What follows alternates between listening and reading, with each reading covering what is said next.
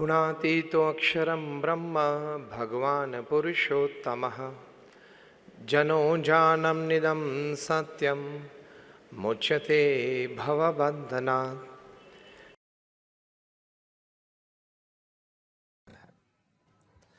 हम ये भारतीय संस्कृति, सनातन संस्कृति की जब बात करते हैं वो एक जीवन शैली है। It's a way to live a life, it's a lifestyle.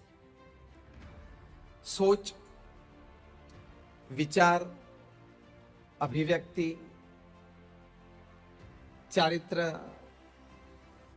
कार्य करने की पद्धति, संबंधों में मिठास, ये सभी बातें हमारे सत्शास्त्रों में हमें सिखाई गई हैं। इसलिए पश्चिम के बड़े बड़े विचारक जब भारत में आए, बड़े बड़े तत्वज्ञानी जब भारत में आए, उन्होंने ये भारतीय वेद उपनिषद की पढ़ाई करते हुए उन्होंने ये कहा कि India is the cradle of civilization. मतलब जो भी मानव संस्कृति इस पृथ्वी पे है उसके मूल में भारत है। One of the oldest civilizations in the world. दुनिया को जीरो भी हमने दिया और बहुत कुछ सभी क्षेत्र में दिया। जो आप स्वामीनारायण अक्षरधाम दिल्ली में जब आप जाते हो तब प्रदर्शनी खंड 3 में आप 10 मिनट की बोट राइड में 10,000 साल का मानव इतिहास देख सकते हो कि भारतवर्ष में हमने क्या प्रगति की थी। हम प्रैक्टिकल बात करेंगे, थियोरेटिकल नहीं करेंगे कि आज के संदर्भ में हमें यह कैसे उपयोगी है। तो हमारे सत्शास्त्रों में हमने देखा है, पढ़ा है कि हमें जीवन शैली सिखाते हैं। हमारे सत्शास्त्रों में श्रीमद् भगवत गीता, श्रीमद् भागवत, रामायण, महाभारत में हमें जीवन शैली सिखाई गई है। हम जितने यहां बैठे हैं, आप अपने जीवन का कोई भी एक प्रसंग ले लो, वही प्रकार का प्रसंग कोई ना कोई चरित्र से इस महान ग्रंथों में आपको मिलेगा। उस वक्त उस चरित्र ने किस प्रकार का वर्तन किया, किस प्रकार की वाणी उन्होंने उच्चारी, ये आप समझेंगे, ये आप सोचेंगे तो आपको कोई सोशल काउंसलिंग की जरूरत ही नहीं पड़ेगी। Such are our scriptures, they are very Lofty.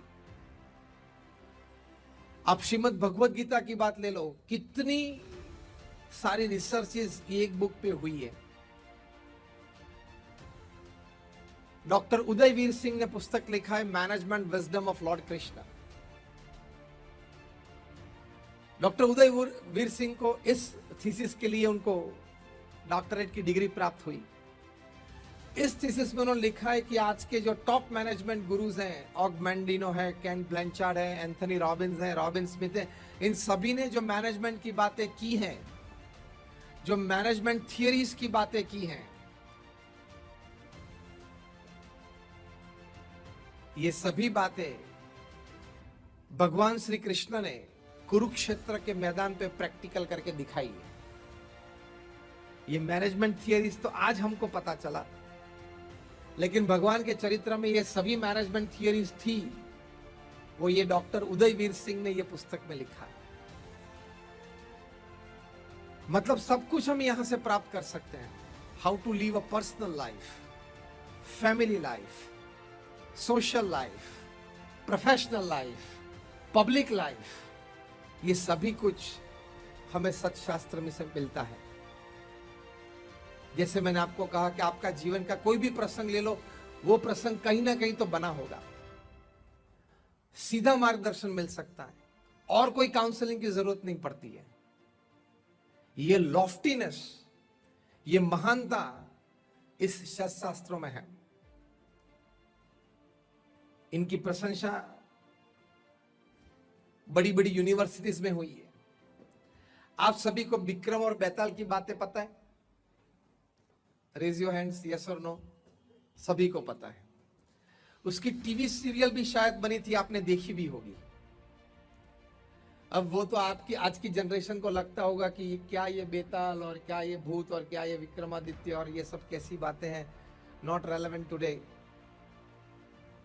वो विक्रमादित्य के कंधे पे वो भूत चढ़ जाता था और बोलता था कि जिस तरह से मैं बोलूं उस तरह से आपको डिसीजंस लेने हैं।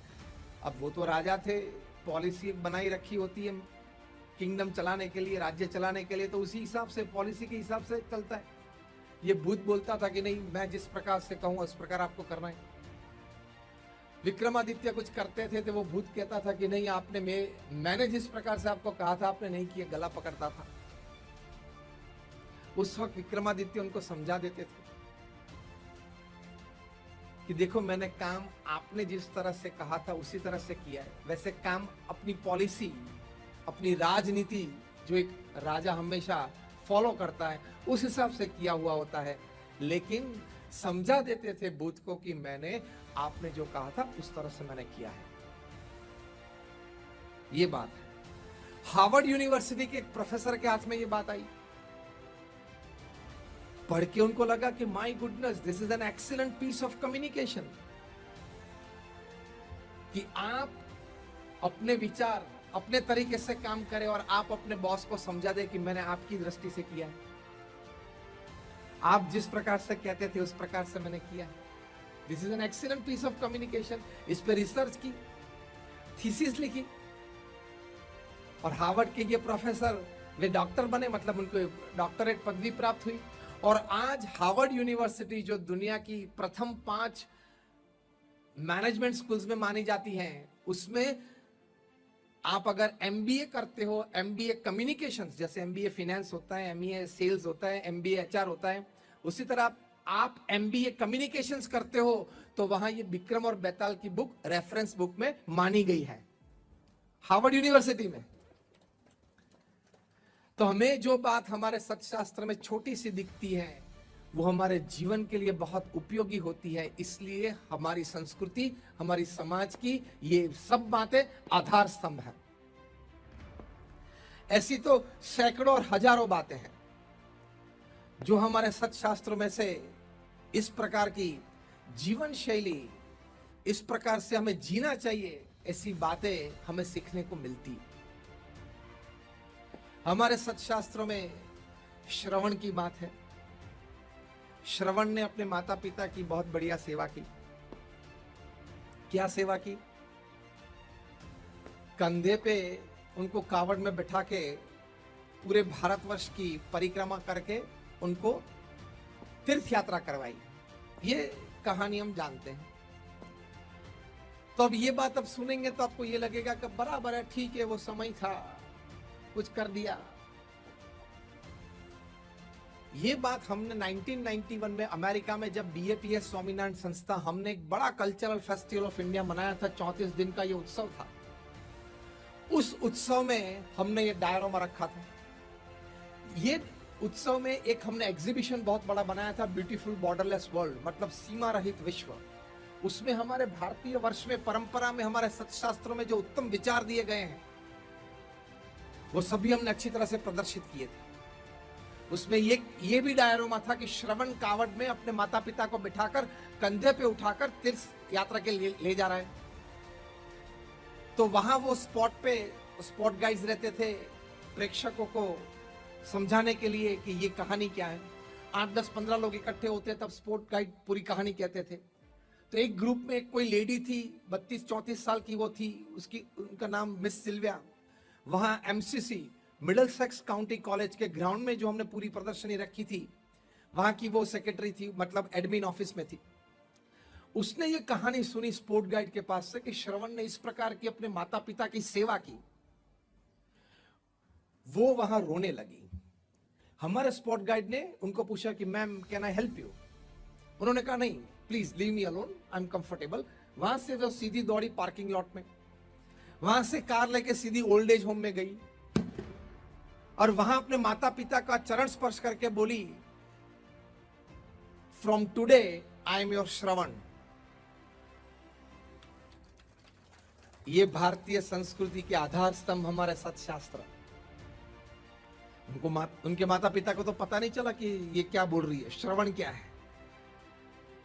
तो मिस सिल्विया ने कहा कि मैं आपकी मेडिसिन और क्लॉथ्स वगैरह ले लेता हूँ, आप गाड़ी में बैठ जाइए, आज से आपके अंतिम सांस तक आप मेरे साथ रहेंगे, मैं आपकी सेवा करूंगी। उनके माता पिता को लगा कि इतनी बड़ी प्रेरणा इनको कहां से मिली, ये कैसा विचार इनको आया है। फिर मिस सिल्विया ने कहा कि जहां से मुझे ये विचार आया मैं आपको वहां ले जाती हूँ, और मिस सिल्विया अपने माता पिता को वहां हमारे फेस्टिवल में, कल्चरल फेस्टिवल ऑफ इंडिया में, वहां एग्जीबिशन में लेके आई और स्पॉट दिखा कि यहां से मुझे प्रेरणा मिली है।